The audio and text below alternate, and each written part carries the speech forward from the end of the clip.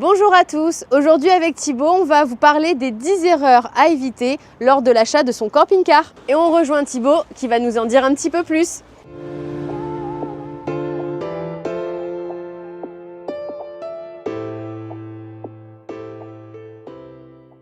Alors Thibaut, c'est quoi pour toi les 10 erreurs à éviter quand on achète son camping-car, son van ou son fourgon? Alors, la première des erreurs, et je pense que c'est la plus importante, c'est de mal calibrer son projet, de mal définir, on va dire, ses besoins.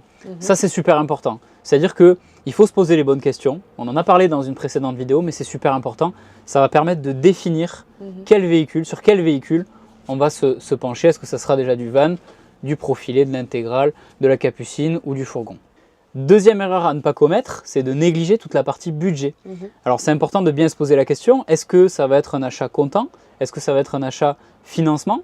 Donc il faut encore une fois se poser les bonnes questions. Il ne faut pas oublier aussi les coûts annexes d'un véhicule de loisir. Il y a bien sûr l'entretien comme sur une voiture et toutes les autres notions qui sont liées à l'entretien de la cellule aussi, qu'on a en plus d'une voiture classique. Ok, donc troisième erreur. Troisième erreur, ça va être, je pense, de ne pas faire d'essai routier avec le véhicule qu'on va acheter. C'est toujours bien pour se rendre compte un petit peu des bruits ambiants, essayer un petit peu la motorisation. C'est toujours sympa d'aller essayer, ne serait-ce que 5 minutes, le véhicule qu'on a pour projet d'acheter. Concernant la quatrième erreur, et ça c'est vrai qu'on a tendance à l'oublier, c'est la capacité de traction de son véhicule. C'est super important pour des clients qui veulent tracter. Pourquoi? Parce qu'il y a une vraie notion de poids qui est rattaché au véhicule de loisir, et en fonction de ce qu'on va vouloir tracter, si c'est une moto, des fois ça va suffire, mais des fois on a des véhicules qui ont un PTRA, c'est-à-dire un poids tractable disponible qui est insuffisant pour tracter par exemple une petite voiture. Donc ça, il faut se renseigner avant d'acheter son véhicule de loisir. Donc ensuite, pour la cinquième erreur, la cinquième erreur, ça va un petit peu, on a parlé du poids sur la quatrième erreur, il y a la notion de dimension dans un véhicule de loisir. Ça peut arriver des fois où on a des clients qui nous achètent un véhicule de loisir et ils se rendent compte que le véhicule est 10 cm trop long pour rentrer dans l'espace de stationnement. Donc bien sûr, il faut se préoccuper de toute la partie de dimension. Donc bien savoir en termes de stationnement, en termes de passage aussi, pour aller stationner le véhicule de loisir, bien se renseigner et ça permettra d'adapter les dimensions lors de l'achat. Une autre erreur qui va croiser un petit peu en fait avec la notion de budget, ça va être les équipements. Lorsqu'on achète un véhicule, parfois on a tendance à prendre le minimum d'options possible.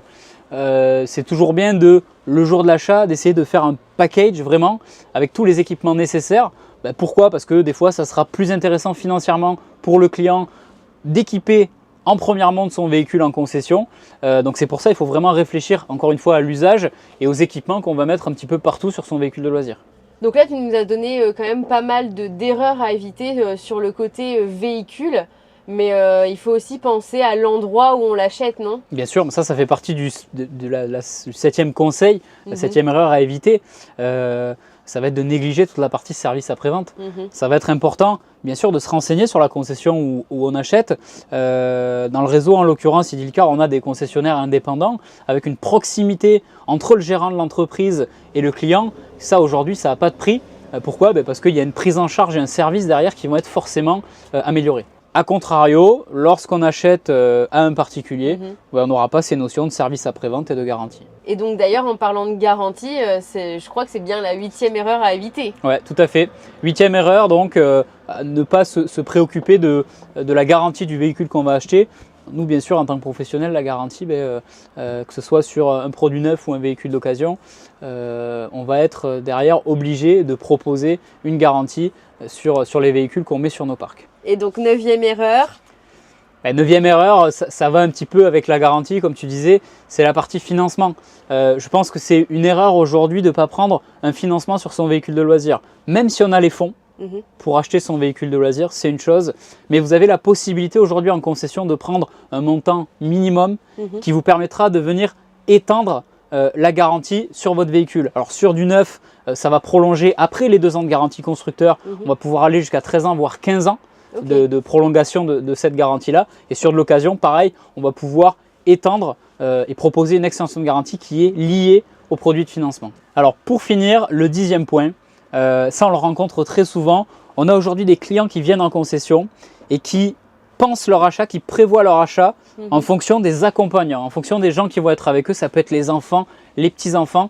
Ça, c'est une erreur à ne pas commettre. C'est ce qu'on dit très souvent à nos clients. Pourquoi?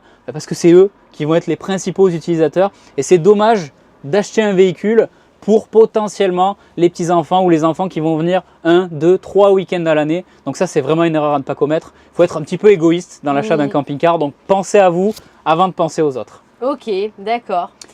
J'en rajouterai quand même une 11e, Ouais, et pas des moindres. Une grosse erreur, c'est de ne pas acheter son véhicule chez Idilcar. c'est vrai. Pour la simple et bonne raison qu'on a un réseau de concessionnaires indépendants. Comme je le disais en début de vidéo, il y a une proximité systématique entre le client qui achète et le gérant. On a le décideur qui est en face de nous. On a la personne qui est propriétaire de l'entreprise. Et ça, aujourd'hui, c'est un gros plus dans toutes les relations, que ce soit pour l'achat, mais que ce soit aussi pour le suivi derrière, le service après-vente. Donc ça, c'est primordial aujourd'hui d'acheter chez Idilcar. Voilà, avec ces 10 erreurs à éviter, vous êtes prêt à acheter un camping-car en toute confiance. Si vous avez aimé notre vidéo, n'hésitez pas à liker et bien sûr à réagir en commentaire. À bientôt! À bientôt!